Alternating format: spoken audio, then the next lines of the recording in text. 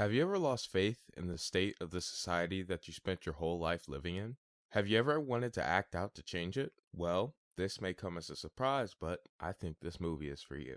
I know that Joker was made to seem as somewhat of an incel breeding ground, quote unquote, partially due to its negative depiction of the media through Murray Franklin, but I like to form my own opinion on pieces of media, so I decided to give the movie a look. In the first 5 minutes, I knew that I would love the movie. After I finished the movie, I sat down and really thought about what I had watched. This video is a result of that. Let's take a look into Joker. We start with Arthur Fleck, our main character, in a dressing room pulling his lips into a smile. The movie does a great job of slowly giving more and more information on Arthur in a natural way. We don't even get his first name until much later in the movie, but I'm going to call him Arthur just to stay simple. I love the fact that they have a radio broadcast going on while Arthur gets ready explaining a garbage strike, and later on we see garbage piled up in the street. They do a great job in this movie of showing what a bad place Gotham is even before supervillains came around. Clearly, years of corruption, crime, and neglect added to the declining state of the city, and because of this, the downtrodden people of the city are on edge, just below their boiling point. When Arthur dances in front of a store with his sign, he gets the sign stolen from him for no reason. Arthur tries to chase the boys, and then he has a sudden stop that makes me think he might have picked the wrong career path. Arthur catches up to the boys, then gets jumped. At this point, and for a good amount of the movie, Arthur is a rather downtrodden person who really drew a bad hand in life. At first, the sound design going from the locker room to out onto the street was an odd feeling for me, but I realized after a while that it was really realistic. Of course, a street that is based in 80s New York will be louder than a radio in a locker room. It's a nice little touch that you don't see very often, if ever, in movies. As Arthur lays there, slowly building, music plays and a title card shows. The title card looks cool and will have some significance later on in the video. We then cut to Arthur laughing in a room and stops to ask if it's getting worse out there in Gotham, and the social worker he is talking to pretty much confirms that it has. The laughing here made me think he had some type of condition given how weird laughing would be in this context, and I turned out to be right. I like how this scene and all the scenes with the social worker give us a look into how both Arthur and an average working class citizen in Gotham, although the social worker doesn't really open up until our last scene. Arthur is lost. He writes that he wants a death that makes more sense than his life. He misses the point in his life where he was in a mental ward. He just doesn't want to feel the way that he feels anymore. Arthur is clearly not well, and we'll see how not well he can really get with the boiling pot that is the world around him. Arthur leaves and hops onto the subway. A kid is looking at him, and Arthur makes him laugh, which makes the mother of the child get mad. She tells him to leave her son alone, and Arthur begins to laugh. The scene serves two purposes. We find out that Arthur does actually have a condition, and we also see that Arthur's attempts to bring happiness into this bleak setting will always be met in some form of negativity. Arthur goes home, checks his mailbox, and cares for his mother, Penny Fleck. Penny seems to be obsessed with Thomas Wayne and sends him letters often. The Murray Franklin show comes on, and Arthur imagines himself in the crowd and eventually being called out to talk to Murray face to face, then being told that he wishes he could have a son like him. It's very clear that Arthur views Murray as somewhat of a surrogate father figure and values what he has to say.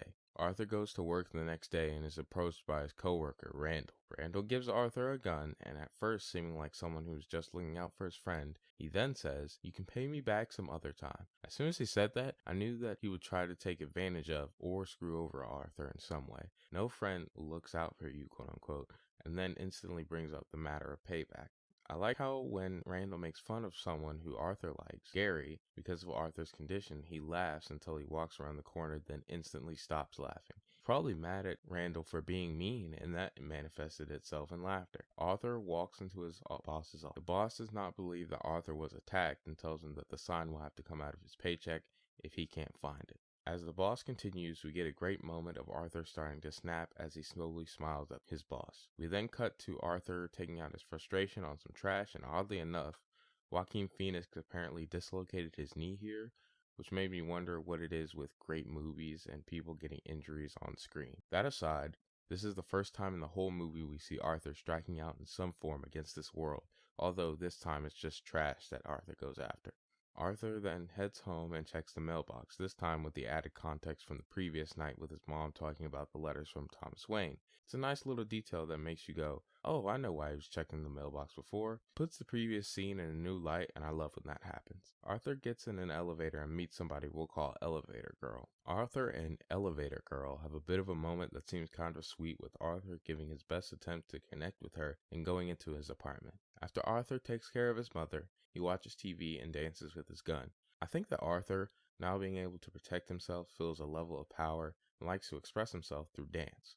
I love the way that the movie shows how he does disturbing and irresponsible things in a well-meaning way, but he has no idea that the action will cause something bad. In this case, his gun goes off because he has his finger on the trigger and was dancing around with it. Arthur then spends the next day stalking Elevator Girl. Only stops once she goes into work. This is a good way of showing that he clearly wants to reach out but has no clue how. Arthur sits to take notes and writes jokes, and that's pretty ironic considering the fact that I was also taking notes watching this, because I have a lot to say about this movie. Elevator Girl comes to his door and asks if he was following her. She's completely fine when he says yes and says that she wishes he had robbed the place. Arthur says he has a gun and could come back tomorrow, which makes her laugh. Obviously, this isn't a normal conversation, and at this point, I figured it would be a new take on Harley Quinn. I was wrong, but that theory is worse than what we got, so I'm fine with it. She also seemed to fit the sort of manic pixie dream girl trope, given how she seemed like the perfect match for Arthur's troubles. Arthur goes to work the next day, and while trying to dance in a children's hospital, drops his gun.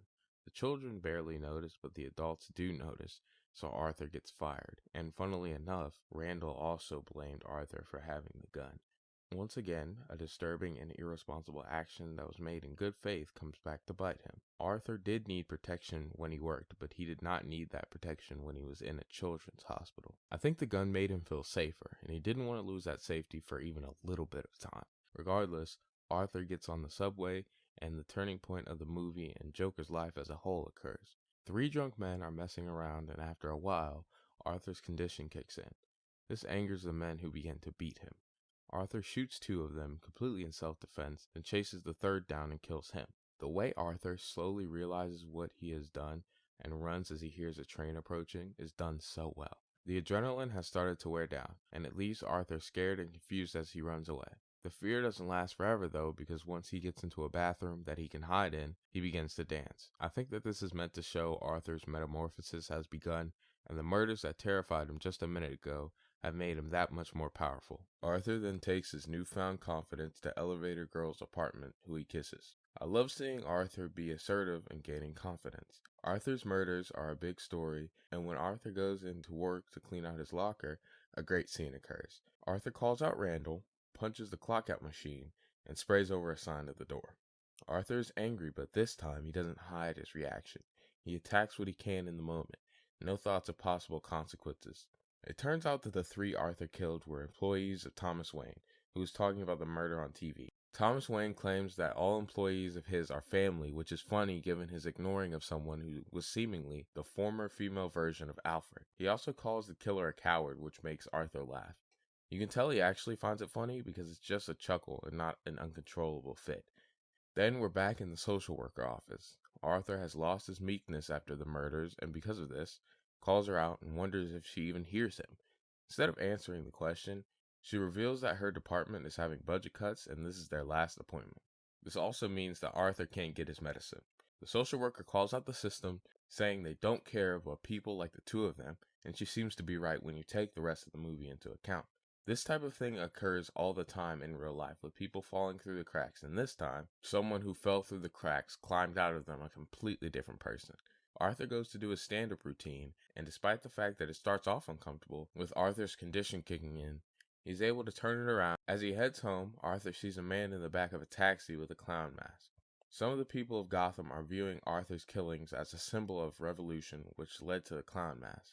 Arthur seems to enjoy this adoration, and that makes sense.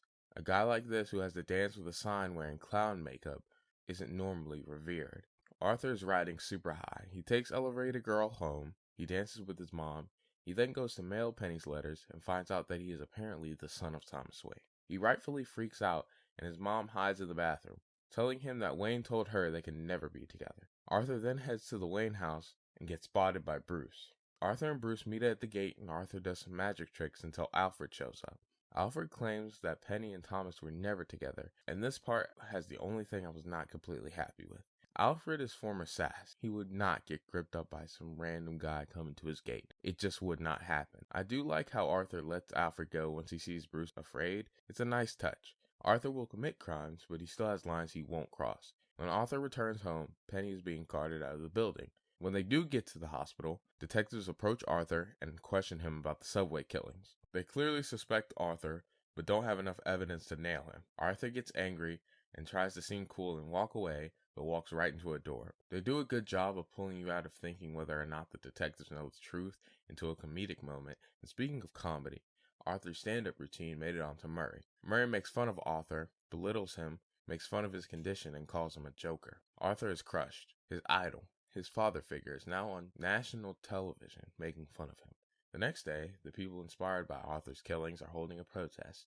Thomas Wayne calls the people of Gotham clowns. I love how out of touch he is. He clearly thinks that he knows better for these people than they themselves do, and wants to save them from themselves, apparently. Arthur wants to talk to Thomas, so he sneaks into the theater that he is attending. I have no clue why the movie in the theater is in black and white, given the time period the movie is set in is meant to be the late 70s, early 80s. It's not a big deal, but it does stick out in a weird way. Arthur follows Wayne into the bathroom, and Thomas tells Arthur that he was adopted, and Arthur doesn't believe him. Arthur then yells at Thomas and lets out a lot of the pain he has been feeling for a while. But even after all this, Arthur hasn't hit his breaking point yet. He came here looking for a father and instead finds a man who views him as a waste of space, but he's still not in Joker territory mentally yet, so his condition kicks in and he gets punched. I do understand why Thomas punched him.